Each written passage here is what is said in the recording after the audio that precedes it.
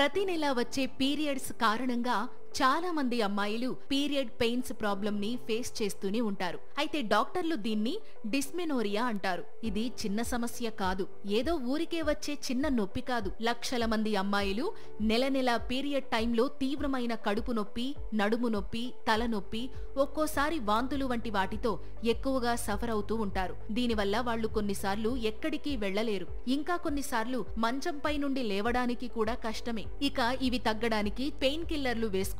అయితే వీటి వల్ల పెయిన్స్ తగ్గుతాయేమో కానీ వాటి సైడ్ ఎఫెక్ట్స్ కూడా చాలా ఎక్కువే. అందుకే దీనికి ఒక మంచి సొల్యూషన్ గురించి చెప్తాను. మన ఆయుర్వేద శాస్త్రం ప్రకారం నెలసరి నొప్పి అంటే శరీరంలో సహజ సమతుల్యత తప్పినట్లు అర్థం. ముఖ్యంగా వాత దోషం పెరిగినట్లు మనం అర్థం చేసుకోవచ్చు. ఇక వాత అంటే శరీరంలో కదలిక, ప్రవాహాన్ని నియంత్రించేది. ఈ వాత దోషంలో ఇబ్బంది ఎక్కువగా వస్తే నెలసరి రోజుల్లో నొప్పులు, ఇతర ఇబ్బందులు ఇంకా ఎక్కువగా వస్తాయి. ఇక్కడే చతుర్బీజ అనే ఒక హోమ్ రెమెడీ గురించి మనం మాట్లాడాలి. చతుర్బీజ అంటే సంస్కృతంలో 4 విత్తనాలు అని అర్థం.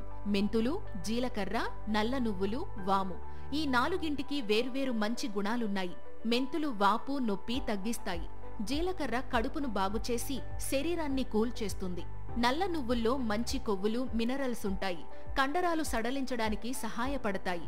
ఇంకా వాము స్పాజంలు తగ్గించి శరీరం హాయిగా ఉండేలా చేస్తుంది.